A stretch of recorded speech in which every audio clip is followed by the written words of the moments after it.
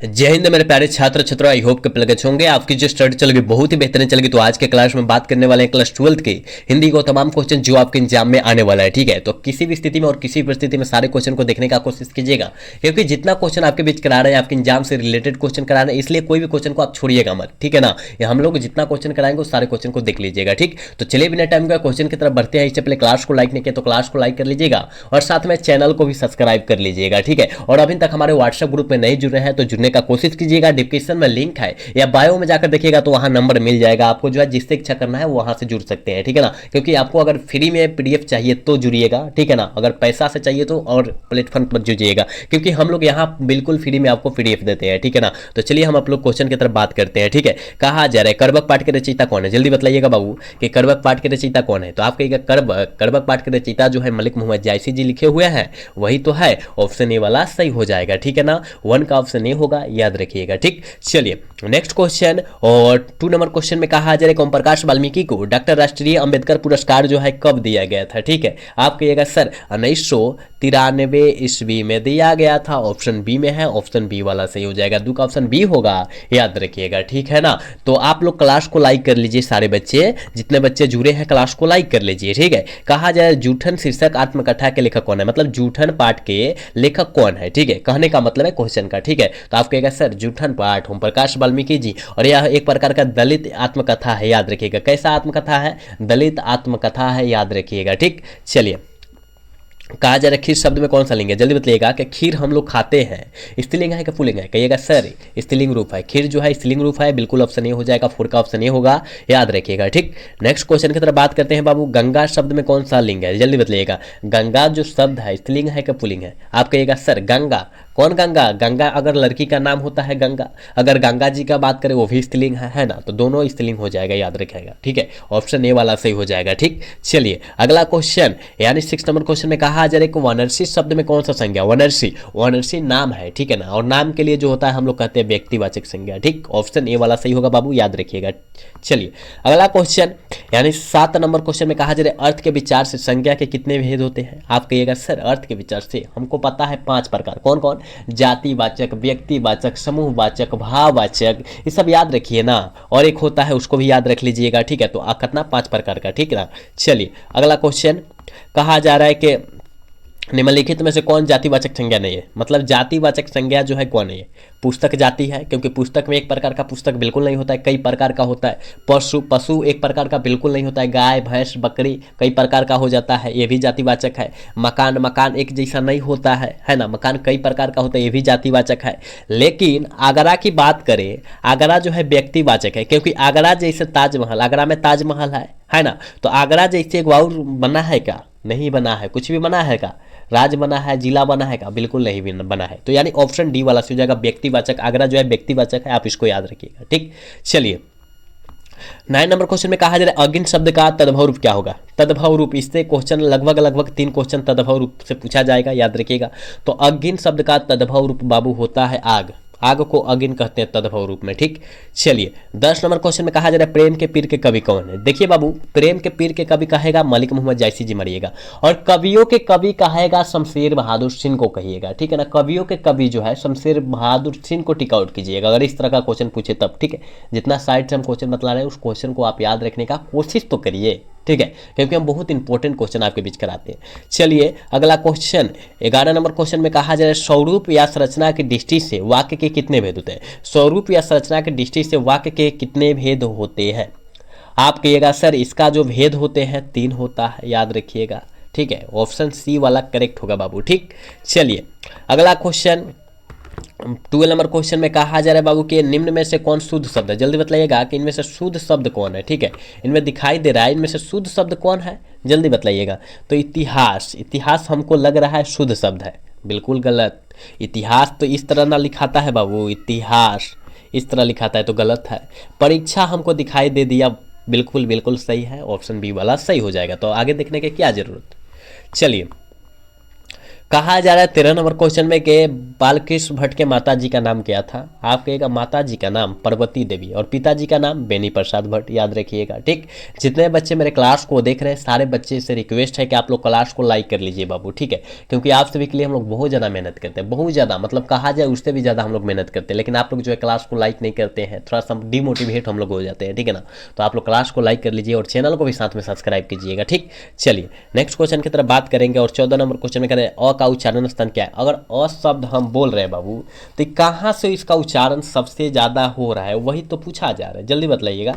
तो 14 का ऑप्शन क्या हो जाएगा, कहिएगा बाबू डी हो जाएगा। अगर अ कर रहा है कंठ, कंठ का प्रयोग हो रहा है ना, यानी ऑप्शन डी हो जाएगा। ठीक, चलिए कहा जा रहा है ब का उच्चारण स्थान क्या है, जल्दी बताइएगा। ब का उच्चारण स्थान क्या है बाबू, कहिएगा ब। अगर ब कर रहा है देखिए प का आए, फ आए, ब आए, भ आए और म आए, इसमें का कोई भी आए ना उसको उष्ट मार दीजिएगा। ठीक, इसमें पांचों में से कोई भी आए उसको उष्ट मारिएगा। ठीक, चलिए कहा जा रहा है 16 नंबर क्वेश्चन में कहा जा रहा है बाबू कि बालकृष्ण भट्ट बातचीत के माध्यम से क्या बतलाना चाहते हैं, बातचीत की शैली बतलाना चाहते हैं। आपके एग्जाम में ये भी कभी कई बार जो है आया है हुआ है, ठीक है, आपको इसको याद रख लेना है। चले अगला क्वेश्चन की तरफ बढ़ते हैं। कहा जा रहा है कि बोधा सेन किस कहानी का पात्र है। आप कहिएगा सर बोधा सेन उसने कहा था कहानी के पात्र है, बिल्कुल ऑप्शन सी हो जाएगा। 17 का ऑप्शन सी हो जाएगा, याद रखिएगा।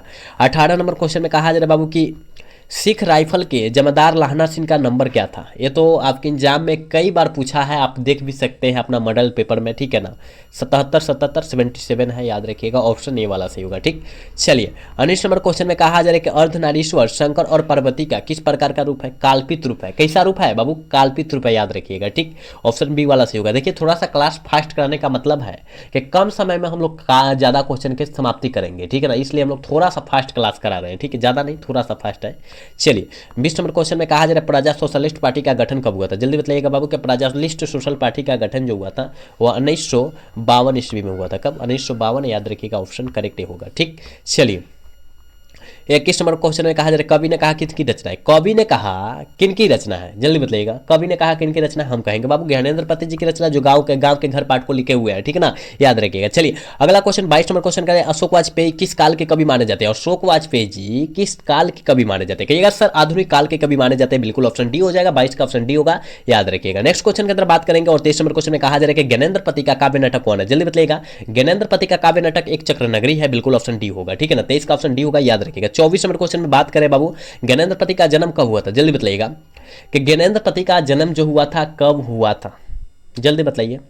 आप कहिएगा कि सर ज्ञानेंद्र पति का जन्म 1950 में, जो संविधान जब लागू हुआ था ना उसी समय, ठीक है ना, ऑप्शन ए वाला सही होगा। चलिए अगला क्वेश्चन 25 नंबर क्वेश्चन में कहा जा रहा है कि अशोक वाजपेयी का जन्म कब हुआ था। जल्दी बताइएगा कि अशोक वाजपेयी का जन्म जो हुआ था बाबू वो याद रखिएगा 16 जनवरी 1941 ईस्वी को हुआ था, ऑप्शन ए वाला करेक्ट हो जाएगा। 25 का ऑप्शन ए होगा। चलिए 26 नंबर क्वेश्चन में कहा जा रहा है अशोक वाजपेयी के पिता का नाम क्या था। अशोक वाजपेयी जी के पिता का जो नाम हुआ था बाबू परमानंद वाजपेयी था, याद रखिएगा, ऑप्शन ए सही होगा। 26 का ऑप्शन ए होगा, याद रखिएगा। हम लोग जितने क्वेश्चन करा रहे हैं बहुत अच्छे तरीका से आप देखने का कोशिश कीजिएगा, क्योंकि आपके एग्जाम में यहीं से क्वेश्चन आएगा, ठीक है।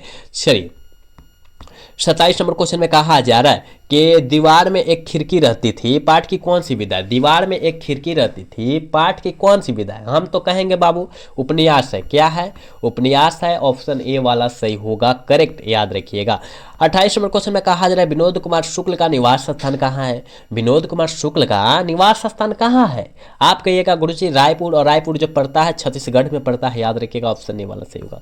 29 नंबर क्वेश्चन में कहा जा रहा है कि रघुवीर सहायक को किस रचना पर साहित्य अकादमी पुरस्कार प्राप्त हुआ था या दिया गया था, लोग भूल गए, इस पर दिया गया था, बिल्कुल ऑप्शन ए होगा, ठीक है। 29 का ऑप्शन ए होगा बाबू, याद रखिएगा। जितने बच्चे अब इन क्लास को लाइक नहीं किए सारे बच्चे से रिक्वेस्ट है कि आप लोग क्लास को लाइक कर लीजिए, साथ में चैनल को भी सब्सक्राइब कर लीजिए, ठीक है। कहा जा रहा है कि गजानन माधव मुक्तिबोध की रचना निम्नलिखित में से कौन है। गजानन माधव मुक्तिबोध जी की रचना निम्नलिखित में से कौन है। आप कहिएगा चांद का मुंह टेढ़ा, ऑप्शन क्या होगा, डी होगा, ठीक है। चलिए 31 नंबर क्वेश्चन में कहा जा रहा है ना, 31 नंबर क्वेश्चन में कहा जा रहा है नए साहित्य के सौदाशास्त्र के लेखक कौन है। नए साहित्य के आप कहिएगा गजानन माधव मुक्तिबोध जी है, बिल्कुल ऑप्शन बी हो जाएगा। 31 का ऑप्शन बी होगा, याद रखिएगा। चलिए नेक्स्ट क्वेश्चन 32 नंबर क्वेश्चन में कहा जा रहा है कि शमशेर बहादुर सिंह की पत्नी का क्या नाम था। शमशेर बहादुर सिंह की पत्नी का जो नाम हुआ था, याद रखिएगा बाबू, धर्म देवी था। क्या था, सॉरी कर्म देवी ना, कर्म देवी था। शमशेर बहादुर धर्म देवी होगा, कर्म देवी कैसे होगा, बाबू ऑप्शन ए होगा, इसका थोड़ा सुधार लीजिएगा। धर्मदेवी कर्मदेवी कैसे होगा, ठीक है। चलिए, कहा जा रहा है कि इतने पास अपने पाठ की प्रकाशन कब हुई थी, और इतने पास अपने पाठ की प्रकाशन जो हुआ था वो किस वर्ष हुआ था, आप कहेगा 1980। ठीक, ऑप्शन सी हो जाएगा बाबू। ठीक, चलिए अगला क्वेश्चन करें, सुभद्रा कुमारी चौहान का निधन कब हुआ था। देखिए, सुभद्रा कुमारी चौहान का निधन 15 फरवरी 1948 ईस्वी को हुआ था। जन्म जो हुआ था 16 अगस्त 1904 को हुआ था। और कैसे हुआ था, कार दुर्घटना में हुआ था जब मृत्यु। ठीक है, याद रखिएगा। तो ऑप्शन बी हो जाएगा, निधन पूछा है तो ऑप्शन बी मारेंगे। ठीक है, चलिए 35 नंबर क्वेश्चन करा है कि त्रिधारा किनकी रचना है। जल्दी बताइएगा कि त्रिधारा जो है किस लेखक की रचना है। कहिएगा सर सुभद्रा कुमारी चौहान, ठीक है ना, सुभद्रा कुमारी चौहान जी की रचना है, याद रखिएगा। नेक्स्ट क्वेश्चन की तरफ बात करेंगे बाबू। 36 नंबर क्वेश्चन में कहा जा रहा है कि हिंदी साहित्य के विकास में अपभ्रंग का योग पुस्तक किसने लिखी है। किसने लिखी है पुस्तक, तो आपका नामवर सिंह। ठीक है, ऑप्शन ए वाला सही होगा। नेक्स्ट क्वेश्चन 37 नंबर क्वेश्चन में कहा जा रहा है कि इंद्रजाल कथा संग्रह के लेखक कौन है। इंद्रजाल, ठीक है, इंद्रजाल वो जो है ना जयशंकर प्रसाद जी है। और यह इंद्रजाल कथा के जो है संपादन कब हुआ था, तो 1936 में, याद रखिएगा। इंद्रजाल कथा के संपादन जो हुआ था 1936 में हुआ था, याद रखिएगा। कहा जा रहा है जयशंकर प्रसाद का जन्म कहाँ हुआ था, जल्दी बतलाइएगा बाबू। कहिएगा जयशंकर प्रसाद का जन्म वाराणसी में हुआ था। ठीक है, चलिए 39 नंबर क्वेश्चन में कहा जा रहा है काम्यानी कब प्रकाशित हुआ था। काम्यानी जो है कब प्रकाशित हुआ था, 1936 ईस्वी में। ऑप्शन ए में दिया है, ऑप्शन ए वाला करेक्ट होगा। चलिए नेक्स्ट क्वेश्चन 40 नंबर क्वेश्चन में कहा जा रहा है बाबू के निम्नलिखित में से कौन सी रचना भूषण की है। कौन सी रचना जो है भूषण जी की है, इनमें से कोई नहीं, ठीक है ना। इनमें से कोई जो रचना, सॉरी इनमें से दोनों ना होगा। चलिए दोनों होगा, भूषण और भूषण उल्लास है, दोनों होगा। ठीक है, ऑप्शन डी हमारे गलत हो जाएगा बाबू, गलत ऐसा हो जाएगा। ठीक है ना, ऑप्शन सी होगा बाबू, याद रखिएगा। ठीक, चलिए 41 नंबर क्वेश्चन में कहा जा रहा है भूषण का जन्म कब हुआ था, जल्दी बताइएगा। भूषण जी का जन्म जो हुआ था बाबू 1613 ईस्वी में हुआ था, याद रखिएगा। 1715 ईस्वी में निधन हो चुका था, याद रखिएगा। चलिए कहा जा रहा है नाभादास की रचना नहीं है। कौन नहीं है, नाभादास की रचना कौन नहीं है, हम कहेंगे गीतावली। ठीक है, ये जो है तुलसीदास जी की रचना गीतावली। ठीक है, कहा जा रहा है बीजक के रचयिता कौन है। सारे बच्चे को पता है बाबू कि बीजक के रचयिता जो हो जाएंगे वो कबीर दास जी हो जाएंगे। बिल्कुल ऑप्शन बी होगा, 43 का करेक्ट ऑप्शन बी हो जाएगा, याद रखिएगा। ठीक है, नेक्स्ट क्वेश्चन की तरफ बात करते हैं। कहा जा रहा है कि मलिक मोहम्मद जायसी जी ने अपनी एक आंख की उपमा किससे की है। ठीक है ना, एक आंख की उपमा जो है किससे की है, तो दर्पण। दर्पण मतलब समझते हैं क्या होता है, शीशा, शीशा से किए है। ठीक है, 45 नंबर क्वेश्चन में कहा जा रहा है कि मीरा ने अपना प्रियतम किसे माना। मीरा ने अपना प्रियतम कृष्ण जी को माना। बिल्कुल ऑप्शन बी हो जाएगा, 45 का ऑप्शन बी होगा, याद रखिएगा। 46 नंबर क्वेश्चन में कहा जा रहा है कि ग्रेगिन बीमारी का संबंध किस कहानी से है। देखिए ग्रेगिन बीमारी का संबंध जो है वो रोज कहानी से है। और एक और क्वेश्चन यहाँ बनता है कि रोज कहानी के नायिका कौन है, तो मालती है।